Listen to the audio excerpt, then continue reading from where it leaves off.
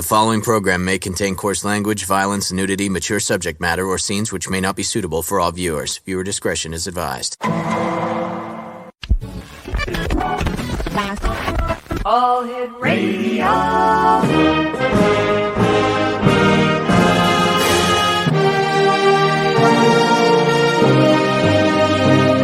Welcome to the X Zone, a place where fact is fiction and fiction is reality. Now, here's your host, Rob McConnell. And good evening, one and all. This is the X Zone. I am Rob McConnell. We're coming to you from our broadcast center and studios in St. Catharines, Ontario, Canada. Now, for all of you who are wondering, where is St. Catharines? Well, St. Catharines is on the shores of Lake Ontario, in between Hamilton and Niagara Falls. We're about 15 minutes away from the crossing into the state of New York from Niagara Falls to Buffalo. About 40 minutes from Hamilton and about an hour and a half to the Queen City of Toronto. So that's where we are. Plenty of action in this area when it comes to the paranormal. We have UFO sightings. We've had Bigfoot sightings. We've got ghosts galore just down the road in Niagara-on-the-Lake where the War of 1812 was fought. And a lot of strange and wonderful things. I'm not only talking about the people, I'm talking about everything else that happens around here. What a show we have for you tonight, Exonation. My first guest who will be joining me in a moment or two is Monique Chapman. And sometimes I wish that we could broadcast the pre-show interviews and chats that I have with guests, because this lady is fantastic. And we're going to have a good hour with Monique. Dr. Will Horton is with us tonight. He was supposed to be with us last night, but something happened at his end. He's with us tonight, and we're going to be talking about the psychology of addiction. Then Paul Dale Roberts is with us discussing the paranormal, and in the final hour, William Barnes and Sasquatch research. All this tonight here in the X Zone on the Talkstar Radio Network, Mutual Broadcast Network, XZBN or the X Zone Broadcast Network, and on Channel 54 on Simul TV. Speaking about Nicole, wow. Speaking about Monique Chapman, let's bring her in. Hi there. Welcome back. Thank you. I don't know why I called you Nicole there. You know, it's still like French, right? Monique, Nicole, you know. Oh, yeah. That's as long it. as you don't call me the B word, I'm cool. Unless you mean bad B word. I was thinking B word beautiful. Okay, that wasn't what I was thinking, but I'll take that. Thanks very much for joining us, Monique. Tell us a little bit about yourself and how you became to enter into the wonderful world of metaphysics and the work that you do. Ooh, a little bit about myself. Okay, native New Yorker, born and raised. My family was into this, and I didn't know that I had any abilities that other people didn't have until I went to kindergarten, and I was telling the kids about the colors that are around them, and they're like, whoa, you're weird.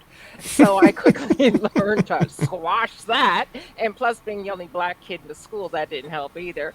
So I squashed that, but it's a family learning. We used to practice. My mother was into a lot of voodoo, which she taught us. I didn't necessarily resonate with it. And my father was extremely psychic. So we'd play these little psychic games, and we didn't call them psychic game. We just called it games. And my intuition grew, and I stuffed it down for a while. And then when I went to out in the working world, I was software sales rep, seems like forever, 25 years. And I got tired of doing that, flying all over the country and not being with my family. And I wanted to be with my kids. Family loved me because they could fly first class and do whatever, on their end. But I was the one suffering. So one day I just decided to quit across country from Rochester, New York, an area you were kind of talking about. Yep. When I was leaving there, went to flying over Minnesota. When I got over Minnesota, I don't know why, I said I had enough. When I landed in San Jose, I sent the computer and everything back and said bye. Came home, told my husband. When he got up off the floor, he's like, well, what are you going to do now? Because we were a two-income family. Right. And at that point, I said, I don't know, but I'll figure it out. Give me a couple of weeks. And I ran into a friend who took me to a psychic show. It was Psychic Healing and Arts.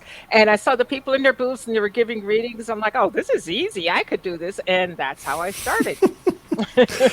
Years ago when we first started doing the show, the stations would send me to all the psychic fairs and, the symposiums, and we do the show live from there. And for the first time I went there, it was kind of like, oh, this is cool. You had the psychics doing a horseshoe around the edge of the room. And Oh, yeah. and then I noticed people would start going from one psychic to another psychic to another psychic to another psychic, and then they'd leave. And then the next person would do the same thing.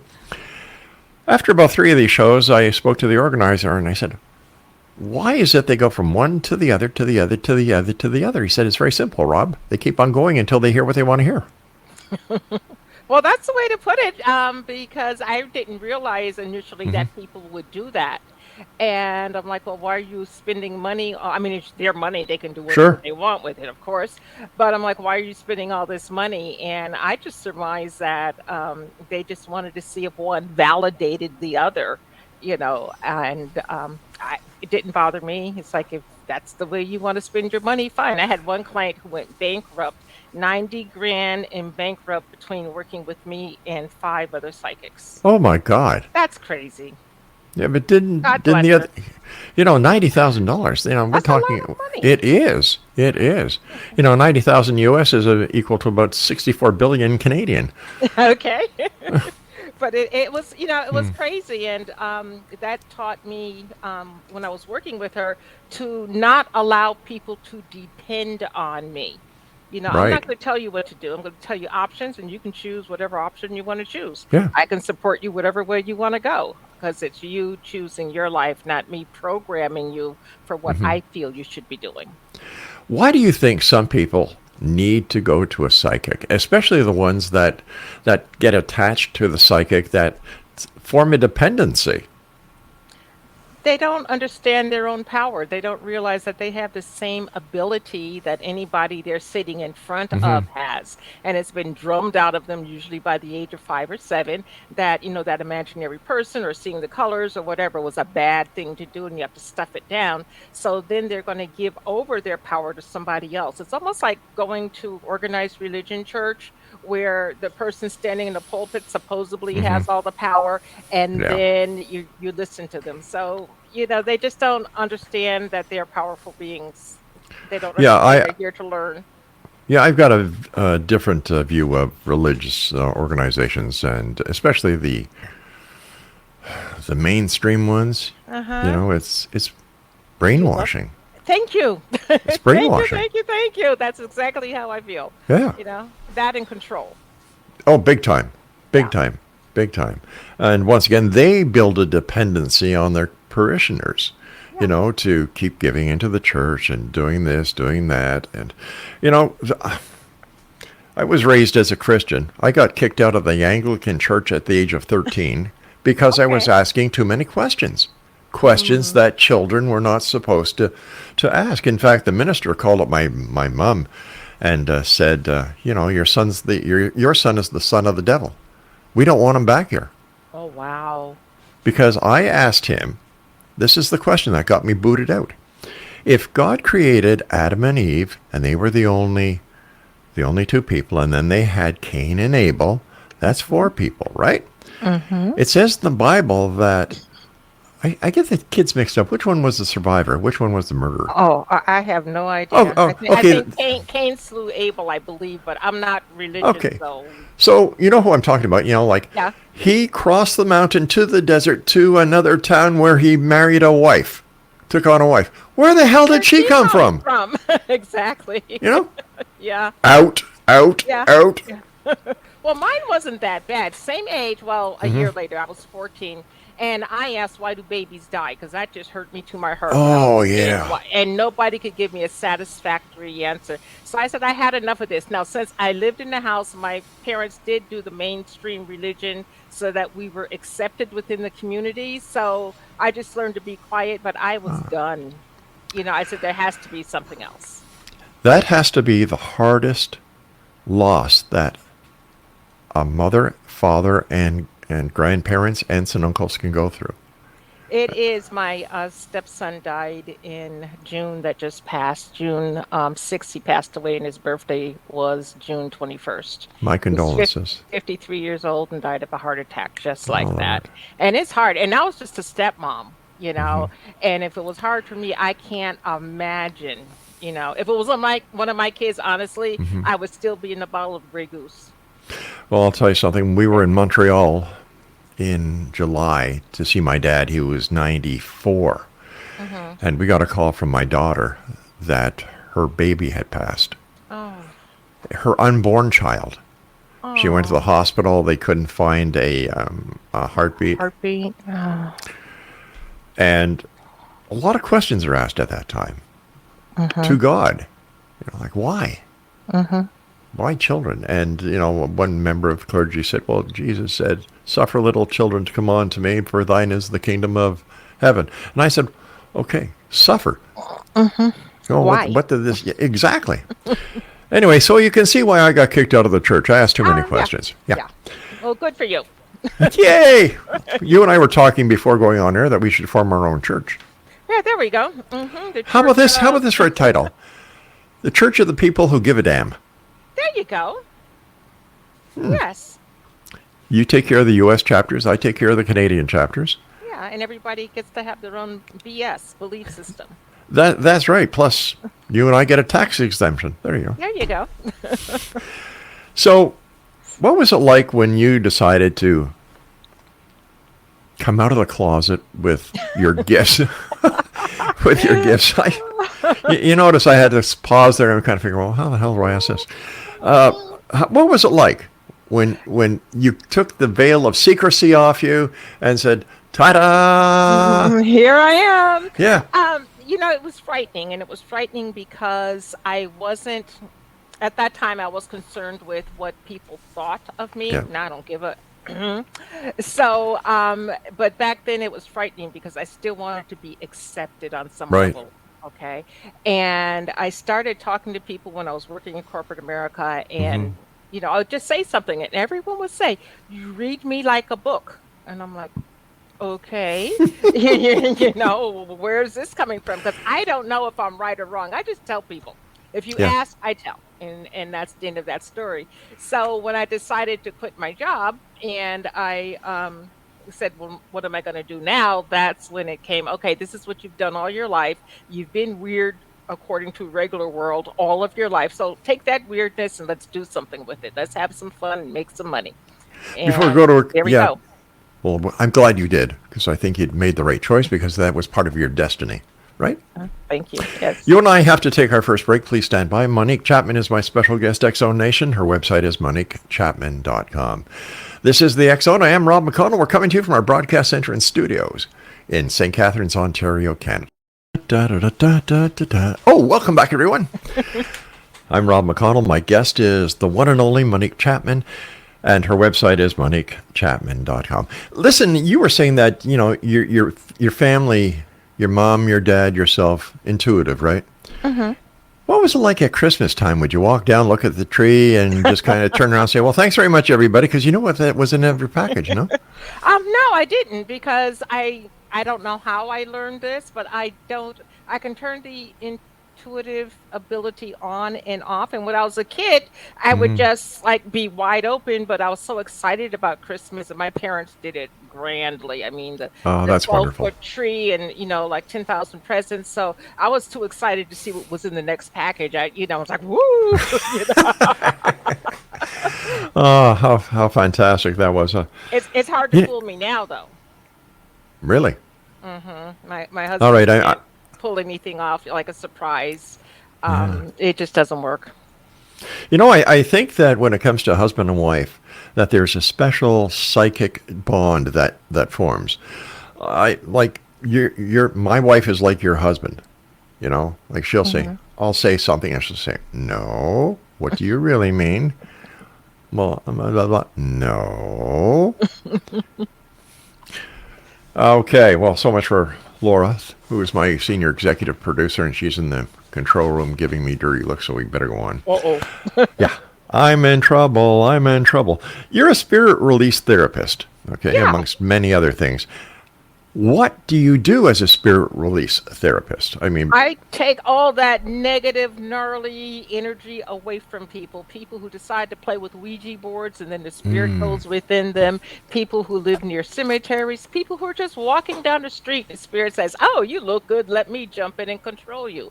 So after their life goes to crap, they call me and they say, I can't think, I can't eat, I can't, whatever right, it right, is. right. And then Yeah. I take a look at them. And if they are truly having a spirit attachment, we set up a time and remove that energy. And I remove it by talking to the energy, hmm which is residing in your subconscious mind. And it's really a tupla, but people don't want to kind of look at that. But anyway, I talk to the energy and I find out why it came, what is it getting from being there, what purpose was it trying to serve to the person, find out where it would like to go, present a place that is going to be wonderful for them where they can't bother another entity or human, and we send them along. So basically, you send them to the light? No, No, I eh? send them. Okay. No, I send them to where they want to go because some people don't want to go to the light. You Really? get some of those negative spirits that are really Satan worshipers and whatever, or lower vibrational Right. worshipers, and they don't want to go to the light. Okay, they're interested in going someplace else. So I talk to them. What would your particular environment be? What is it that you hmm love? What is it that you want? And I send them, but it's in different dimensions, if you will, and there's no cookie cutter process. Okay, each individual one is different. And it takes about 3 hours. And I talk to the person, and while I'm talking to the person, the spirit is listening. Sometimes the spirit even speaks up before we even do the relaxation. And, we let the spirit just move forward and talk. And usually they're not very nice. They always want to cuss me out. So basically, from what I'm hearing, a spirit release therapist is an exorcist. In a sense, because I don't, I watched, was it Linda Blair or whatever Oh, her yeah. exorcist is, and none of that. But yeah, it's exercising energy that is no longer wanted by the person. But hmm sometimes the person who says they want the energy to go away are really comforted by the energy being there. So you got to get their mind straight, their head straight first, as to do you really want to let this go, or is this something you want, and then do the work. So it's a little bit of the Stockholm syndrome as well, Yeah, where, yeah, holy yeah. cow. It must be very draining on you, No, You just no? because I don't take on any of the energy. I use protection, protect myself. I protect the other person, of course, and Yes. we just send that energy on. I'm not taking it. Not working here. Sometimes I've had energies that have been released, try to come into me, and then they get a process that's not too good for them. I don't want to say what that is, but they get a process that's not too good for them, and they go to wherever they said that they were going, where they promised to go. Am I 100%? No, no. But you're honest. That Yeah. makes up for it. Well, if anyone who says they're 100% with anything is a liar, because nothing's 100%. That's right. Do I guarantee anything? No, because nothing can be guaranteed. My success rate is about 87. That's And pretty it damn it good. it will increase to 90-95% if the person does the pre-work. I have pre-work that I have them do, then the hmm session is done, and then there's post-work. And if they do everything that I ask them to do, the spirit goes away, the spirit stays away. If they don't do it because they think that, well, she's crazy asking me to do A, B, and C, well, then it just doesn't work. So it depends on me and my willingness to work, and then the person who is being worked on, their willingness to take some responsibility for their energy. Now, have you ever come to a release where you have actually released this spirit before? Or No, once you get rid of them, they're gone. I have not released the same spirit twice. No. I have had clients who went through the release session, they did the pre-work, they did the post-work, and they say, well, it's back again. So I would take a look, and it's not the same spirit, but a different spirit because they got so used to that spirit being with them and the energy the spirit was given. They're like, Right. "Ooh, I miss that energy. Where is it?" And then the spirit says, "Oh, okay, she wants me to come on in." So they come on in and join us. Why do people still use Ouija boards? This I don't baffles me. know. I don't know. I don't know. I was actually watching TV Wednesday, and the show that I was watching, the women, it was one of those housewives shows, and they Oh were gosh, using a yeah. Ouija board. I'm like, really? Aren't we past this by now? But some people just love it, and they'll All be right, calling me later. so if a Ouija board opens up a portal, the spirit, or demon, or whatever it is, gains the trust of the person who's using it, right? Not necessarily. People No? who use Ouija boards are searching for any type of answer and they don't care where the answer comes from. Because spirits out there are just like people, good, bad, and different. And their trickster spirits are out there that will tell you what you want to hear, but Hmm. it's truly a lie. So you have to be clear about who you're talking to and get down to the nitty gritty of who you're talking to. And generally, if you ask a spirit, they will tell you the truth, but you have to ask. And when you're using a Ouija board, you're just wanting to find out, yes or no. Does Johnny love me? Yes.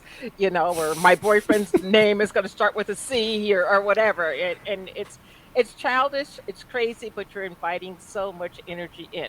But you can take that same spirit and pick it up by walking down the street. I mean, spirits are everywhere all the time. We just can't see them with the naked eye. So are good spirits sometimes wanting to come through on Ouija boards and other games of divination? I would think so, but I just don't. I myself don't trust it, so I don't play that Okay. way. How would somebody know who's listening tonight if they have a spirit attached to them? Let me give you an example. Let me give you an example here. I, for one, believe that when you go to a yard sale or an antique sale, that you can buy something with a spirit already attached. And unknowingly to you, you bring a spirit home. Yes, yes, yes. I had one. I had a meetup once, and this woman came, and I didn't know her before the meetup, and she kept telling me, she goes, "I bought this robe at a yard sale, and when I put the robe on, it changes my personality." And she explained how it changed her personality, and I'm like, "Oh, duh," you know. And it took me a while to convince her that maybe that robe wasn't a good idea. I live in Fremont, California, and we have the Niles district, and that's where Charlie Chaplin filmed all of his movies. Right? Yes. And the whole area now is an antique town, basically part of town. There are so many ghosts walking around there. Every once in a while, I'll go over. And the last time I went with my sister, and we just looked in. I don't buy anything, but we just looked around, had lunch, came home. We were sitting at my dining room table, and we were talking, and we heard this man's voice in one of the kids' bedrooms. And I'm like, "Julius, are you home?" And I got no answer. So we kept talking, and Julius's car wasn't here, so of course he wasn't home. The ghost followed us home. My gosh. So we had to send him on his way. Has there ever been a time, Monique, when you've been doing the spirit release that you do, that you yourself have become a little concerned and a little frightened? Good question. And short answer is no. Okay. Um, I worked with William Baldwin, Fred Decker, and Orman McGill as far as my training for this, and different aspects of hypnosis and Right. working with energy. But they were very effective with what they did, and then I came up with my own way of doing it, if you will. And no, nothing, because it's no scarier than someone standing in front of you. They really can't harm you. Okay, they can say they're going to harm you. I mean, Right. they give the. Can we swear on this show or no? Oh, They sure. give Go ahead. they give the FUs and this, that, and the other. Yeah. You're not this, that, and the other, trying to get a rise out of you, but you just combat that right away. But I haven't to date, and I hope I don't run into anything that really truly scares me. Give me an approximate number of how many paranormal experiences that you've had. With spirit release or just paranormal period? Paranormal period. Okay, I've got a good one for you. When Okay. I was 16, and there's no drinking or drugs when I was 16. Okay, afraid to do it. Boring. Yeah, well, we have since changed, but at 16, I was afraid.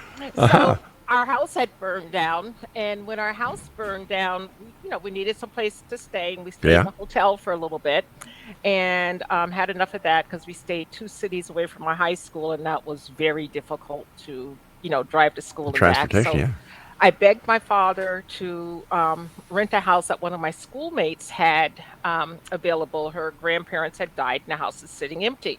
Hmm. And we looked at it, beautiful house, absolutely gorgeous house. And, they did whatever they did, and we moved in. Well, the house was right next door to a church that had a cemetery attached to it. The house was on stilts, and there was a creek running behind it. So there was a paranormal flap running behind it. In my sister's room, I'd go in there and we would talk and whatever. And again, we're teenagers, and we would see this man, this Caucasian man with a plaid, hunter shirt on, Yeah. white hair, and he's walking right in front of us outside the window. Now, how can that be when the house is on stilts? Okay. And so we kind of let that go. And then one day I came home from school, and I went into my room, and all my clothes that were hanging up in the closet, because my parents were sticklers about neatness, were on the bed. And I'm like, oh shit, that scared me. So I left, and my father owned a chain of dry cleaning stores. So I went down to Albany to one of the cleaners. Right. And that happened a few times in a row. And my father would keep telling me that the dog did it. Now, I had a beagle hound at that time. Zip was not going to get up and take the clothes out of the closet and put it on the bed. I mean, that just wasn't happening.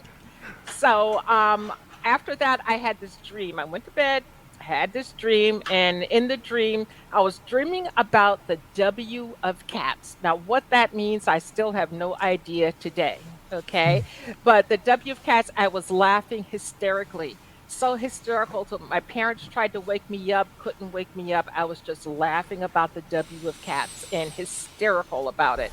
So after that, my father was like, well, maybe we should, think about someplace else to live. But before we moved, the basement in that home, and again, beautiful home, they had a like a shuffleboard Oh, yeah. design on the floor and all kinds of things. The furnace would scream like a human, Oh my gosh. and the sewer system would back up, and there's feces all over the floor. Not Ooh. urine, not liquid, just caked with feces all over the floor. So that was paranormal enough for my mom and dad. So we left. Wow. It's funny because my dad was in the dry cleaning business as well. So Really? so I know Wow. so I know how hard your dad worked. Yeah, very hard. And Very, very hard. On his feet all day, and then the carbon tetrachloride and the yeah, pressing, the whole bit. yeah, Gosh, the I'm a perk, great yeah. presser. I'm a great Really? presser. Yeah, and I can get spots out of anything. I mean, I had to, family business. You worked Yeah, in my exactly. father's world anyway. Yeah. So I can do all of that, but I choose not to. Young lady, you and I have to take our break. Please stand by. And Right. Exonation, our guest this hour is Monique Chapman. Her website is moniquechapman.com. I'm Rob McConnell. This is the X Zone. Don't go away. And welcome back. Monique Chapman is my guest. Her website is moniquechapman.com. Monique, what is your point of view when it comes to spells? I think the Harry Potter and all of that type of thing, glorified spells. For me, spell is nothing but focus, concentration on an outcome that you want. So we're always casting spells, if you will, if you want to call it a spell, but it's just focus, concentration. If you do a love spell, you're focusing on love. If you do a money spell, you're focusing on money with an intent to bring whatever to you. So I don't call it like a spell in a witch's book of shadows. I just call it focused intent. I call it manifesting. We can manifest what we want no matter what's going on in the world. Yeah, if you confess it, you can possess it. Hmm. You were mentioning shadows. A lot of people today are reporting shadow people that they're catching in the peripheral vision of their eyes. What is your take on that? I think that is definitely very real. Not only lately did I catch a shadow person, I caught a shadow goat human being going through my house from one corner to the other. And it was shadow. It had from the bottom to the waist, it was goat, and from the waist to the head, it was human. And there were two of them, and they just walked through. So I don't know where they were going. I didn't ask them. I was just glad they kept going. Kind of kinky parties they go to, half goat, half Hey, human. well, I don't want to play. Mind you, do spirits know that you're an intuitive and that you're able to see them, and do they come to you for help? They know that I'm intuitive. No, they don't come to me for help because I request that they don't come to me for help. That's the one thing I do not like to do is talk to dead people. So I don't, people say, well, can you talk to on whomever? And I'll say, it's not my favorite thing to do.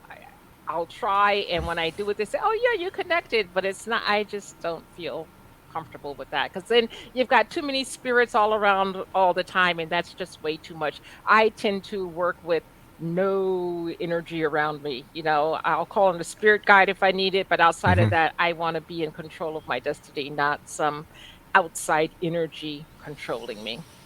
Is there a difference between being a psychic and being an intuitive? No. Same thing, huh? Intuition comes from within. Psychic ability comes from without. So psychic ability, you're using your intuition with some type of outward tool, like tarot cards or runes or whatever, but not really. Okay, you sent us some pictures. You sent us 4 pictures. And I'm going to put the first one up here, and maybe you can... I believe they were taken by your son? They were taken by my youngest son when he was 9 years old. We were at my husband's mother's 85th birthday party. And this was at a VFW post. Now, this picture is very interesting. You see the woman who's looking to the side, and then you see the man behind her. Right. Okay. And then you see this white... shadowy thing with a black look like top in between.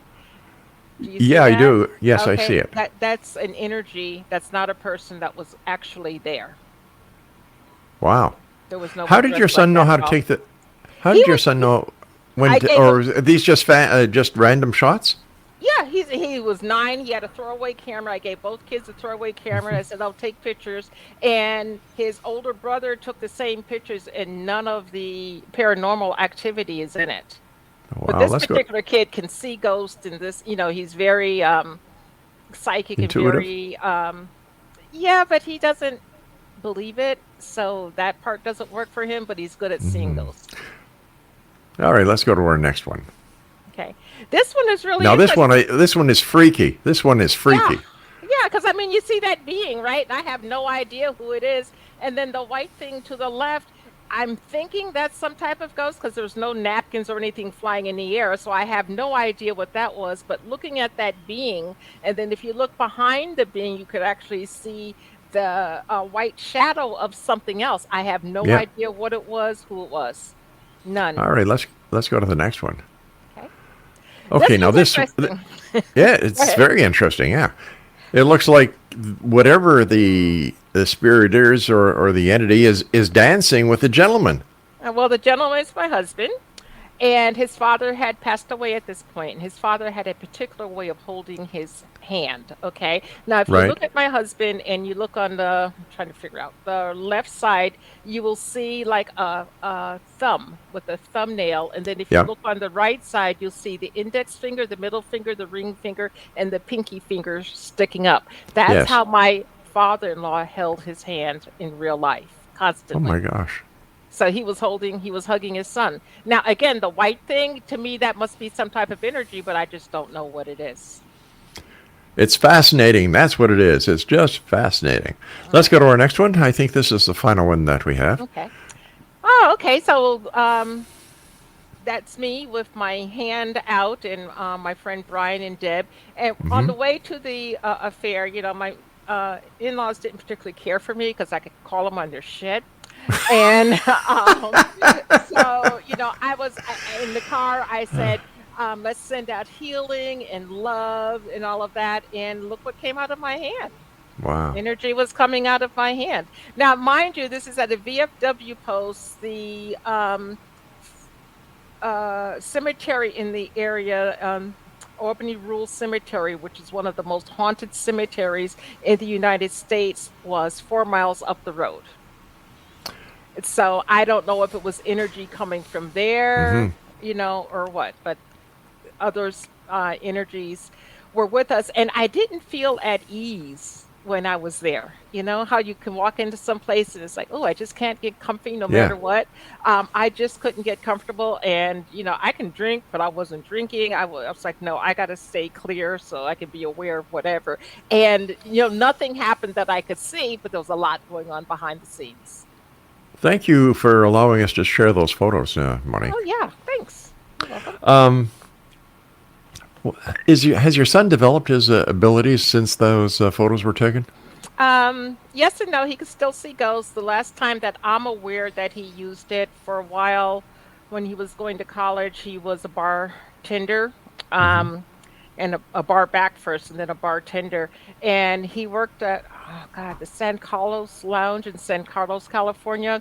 And there was this long-running story about a man being murdered in the bar, and he was a biker dude, the long hair, mustache, typical what you would imagine a biker guy to be. And every Sunday we would go over and have drinks with him because it was slow, it was just slow.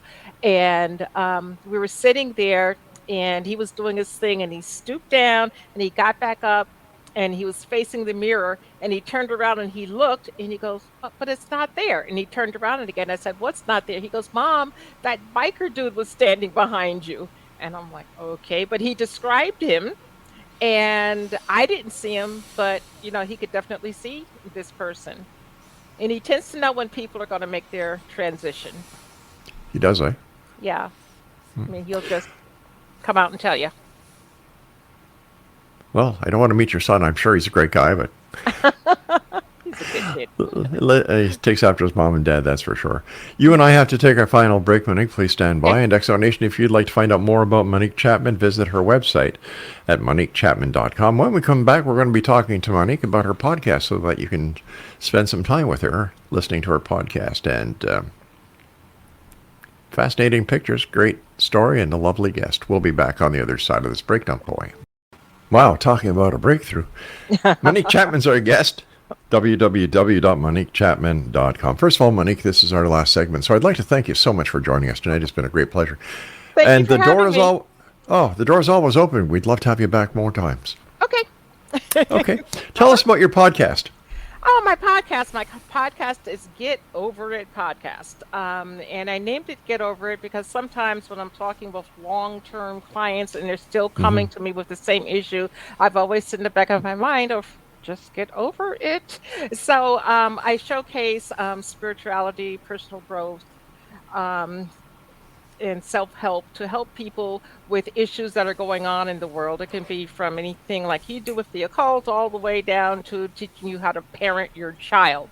Wow. I've had, people who were on Oprah way back when and the spirituality segment that she would always do. I've had like Dr. Larry Dawsey, Neil Donald Walsh, Greg Braden. I interviewed Stuart Wilde 5 days before he passed away.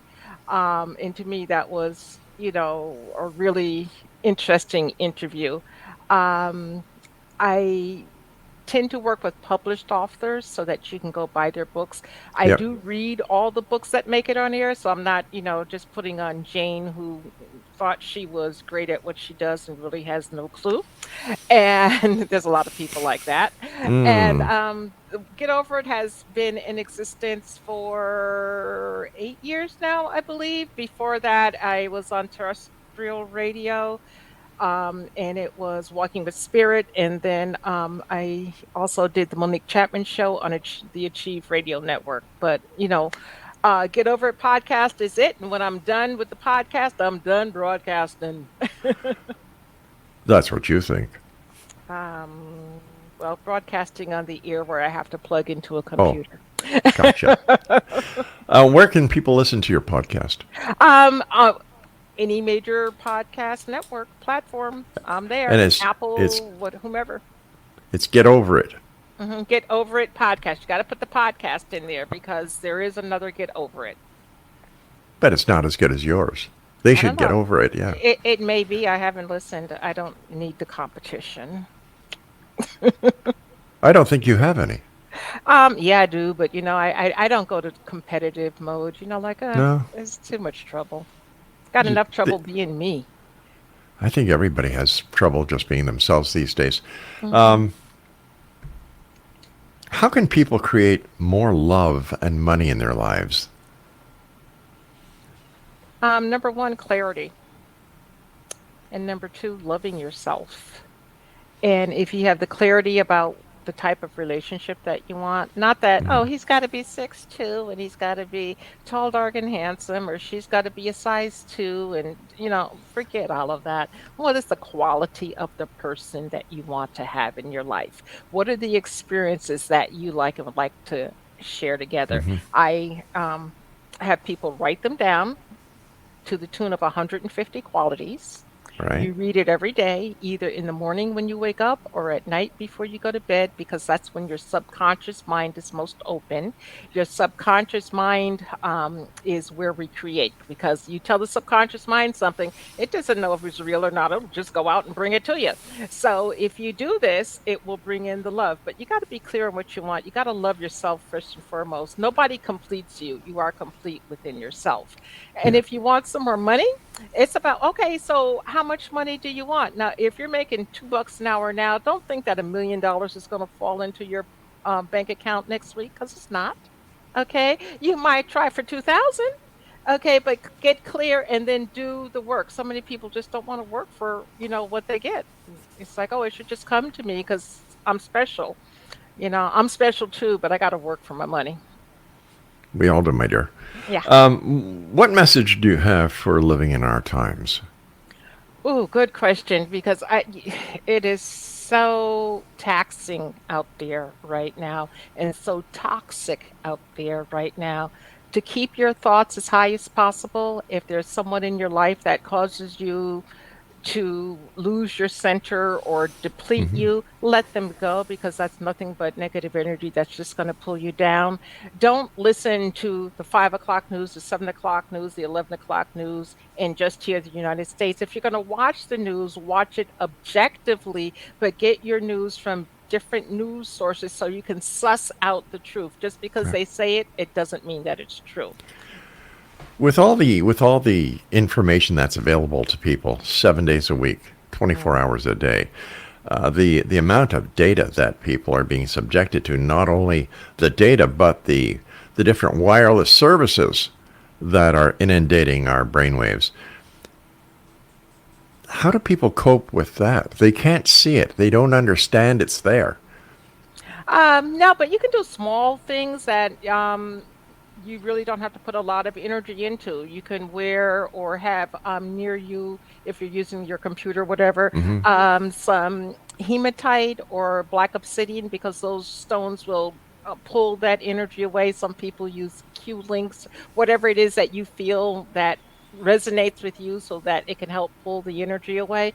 And sometimes the best energy is to reduce the energy going around in your home. Like, turn off the computer, turn off the cell phone, turn off the TV. Ooh, novel concept there. Turn off the games. Ooh, novel concept.